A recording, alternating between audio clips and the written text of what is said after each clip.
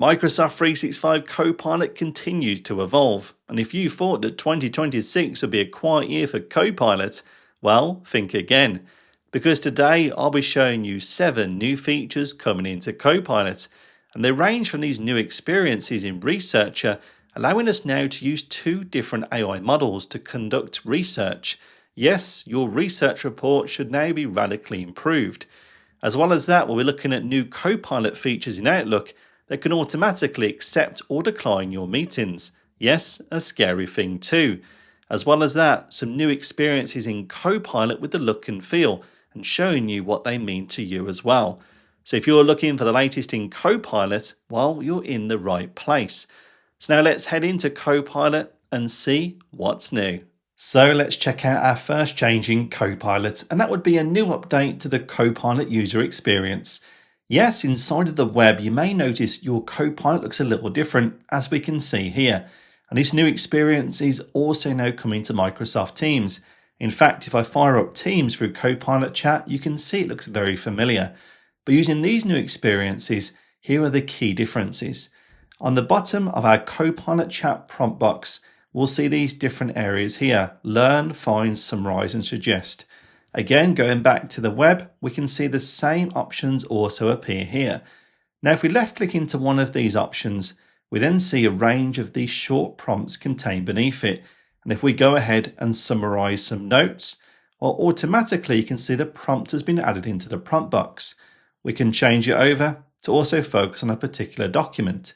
We can also see though that automatically it then connects to our files to choose a relevant document that we'd also want summarized through Copilot Chat. But you may also be wondering, but what happened then to the Copilot prompt gallery?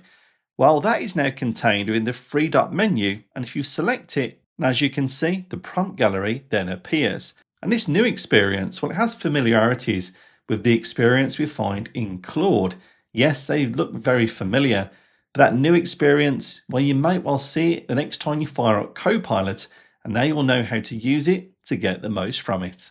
And there's 2 changes coming to Researcher.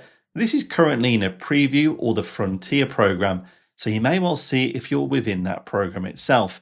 But you will also need Claude or Anthropic models to also see this feature. This is that Research now has 2 new capabilities. When you access Researcher and use the automatic model selector, well, it actually uses 2 models. We can see that here. GPT responses refined by Claude. This is called Critique, and it's a default model now being set in Researcher, where we have these Anthropic models then enabled. What this means is the Researcher itself will go and conduct the research, but the actual result will be generated from GPT results. But the refinement of the copy itself will be also completed by Claude. Yes, Claude's own reasoning model checks over what GPT comes back with and then refines the result that we can also see in the report. The best way to see that is by running this Researcher prompt and seeing those outputs live in Researcher. So let's go and check that out now. And as we can see here, the research report has now completed. It took 81 steps to generate the report, but interestingly, as we just mentioned, we see generated by GPT, refined by Claude. As we scroll through the report, well, effectively it's much the same as what we've seen before. What I have noticed is it's much easier to read than some of the original GPT research reports we had, which are a little bit more difficult to read and a little bit more complex. The overall report is sharpened up, and it's also been checked over for its thoroughness with the Claude or Anthropic models too. So there you go. That first change now available in Researcher using the automatic model. You'll be using 2 models, both GPT and Claude, to conduct your research for you. But as you can also see, there is also another model here called Model Council, which does behave a little differently. Instead then of the research being conducted by GPT in isolation, while instead Researcher both completes a research with GPT and Claude models, giving you both reports and a high-level summary where either the reports differed, what it also agreed on too. So we can use that example and see how that now behaves in Researcher, giving it exactly the same prompt. Let's go ahead and do that and check those results. And as we can see, well, our research reports look a little bit different. We now see GPT's report and Claude's right next to it too. Now, if you wondered which one was the quickest, well, Claude was vastly quicker than a GPT report, and I could see them running live on the screen. But beneath that, I think that's where the real power is. We see here that it's conducted extensive research, but every time we use this experience, it will then define what each model brought to the table.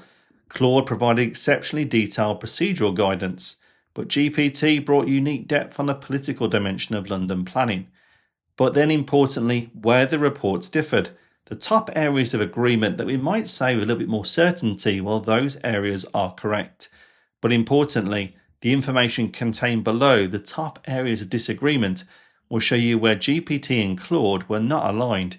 That also may mean we need to look into that detail a little bit more to make sure whether it's correct or not. We can also open each of these reports too by scrolling to the top and simply opening each report which appears on the right hand side. We can also then use the top selector here to move between each report with GPT and Claude. And there we go, 2 new experiences in Researcher that now can make our research a little bit more clear and hopefully a little bit more correct. So let's take a quick pause, because if you're now looking at these technical changes and thinking, well, they're fantastic, but I'm not sure how I could also share them with my wider team or business, you're in the right place.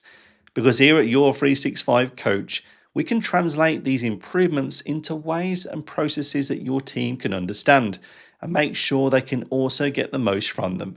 So if you're struggling with Copilot or Microsoft 365, why not check out our website link below. Find out about our on-demand academy with over 300 video lessons that we update every single month.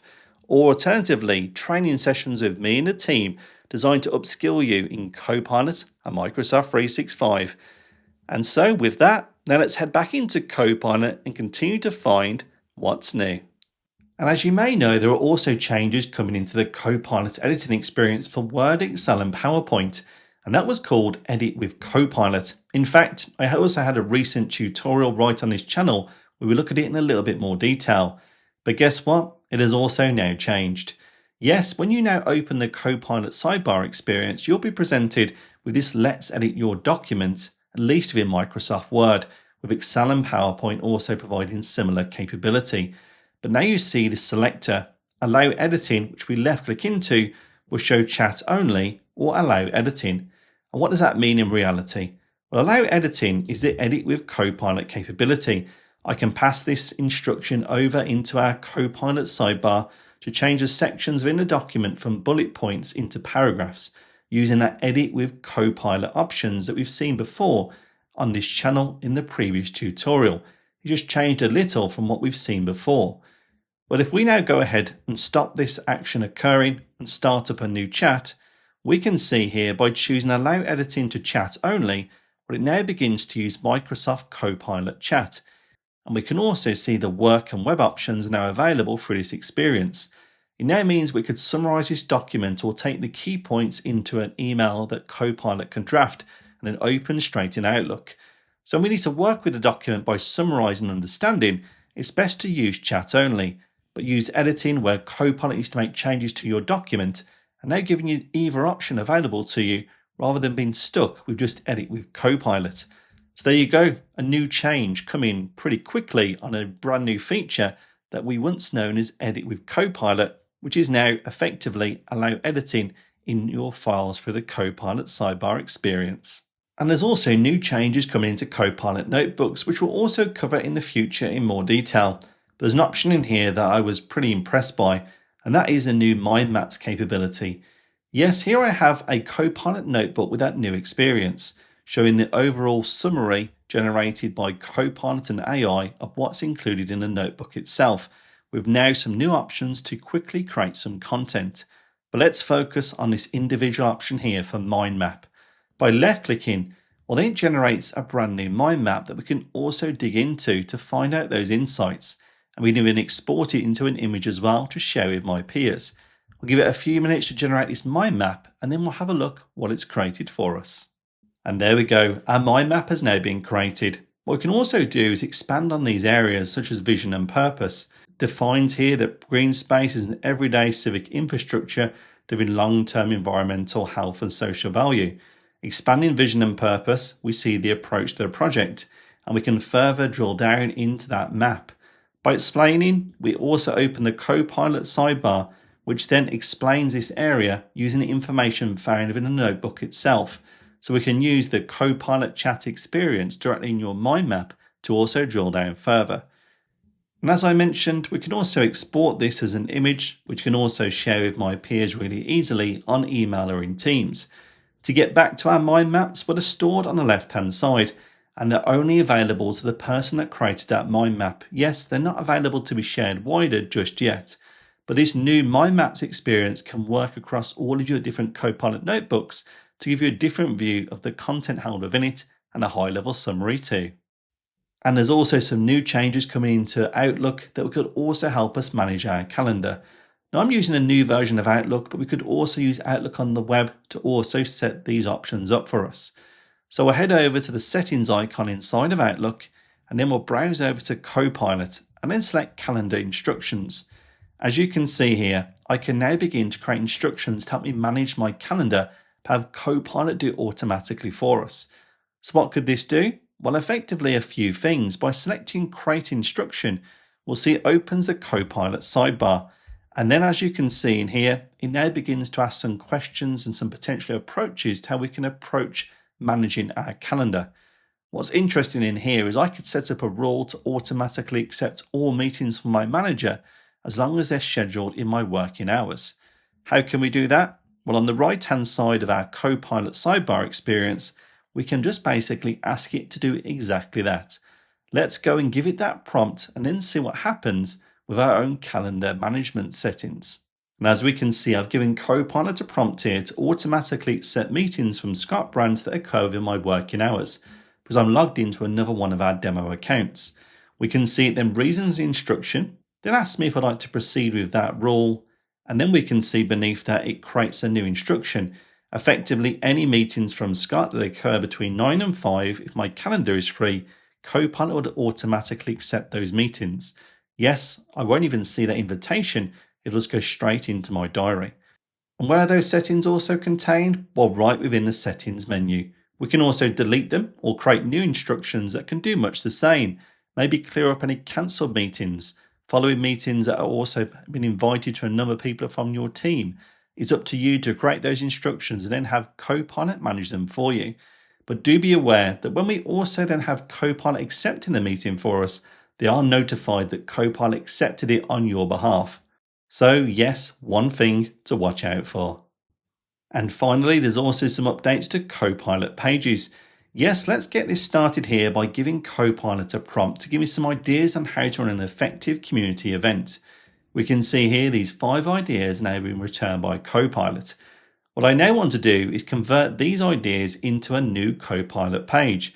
So let's go ahead, scroll down, and then select Edit in Pages to create a new Copilot page.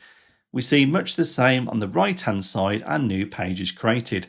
But let's now refine the page content, and let's actually add in a few more ideas, maybe 2 or 3 more ideas. Using the prompt on the left-hand side, I'll go ahead and ask Copilot to do that for us. And by giving Copilot that prompt, we see it's added 2 or 3 more ideas, but it hasn't effectively added it in the Copilot chat here. Instead, in the page itself, being the Copilot page, we can scroll down and we can find those additional sections added into the Copilot page directly. Yes, we can now see that the conversation with Copilot on the left is dynamically updating the Copilot page right in front of us. Now meaning we don't have to edit that page by adding different sections in manually, we can converse with Copilot, have our page get updated, and then share it with our peers later. So yes, a pretty cool update there to Copilot Pages, being updated dynamically from the chat itself.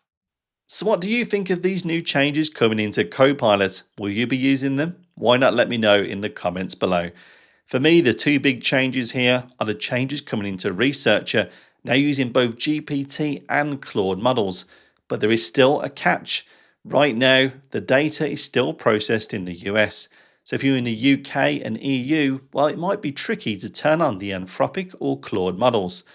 As well as that, those new experiences in Outlook are really powerful too.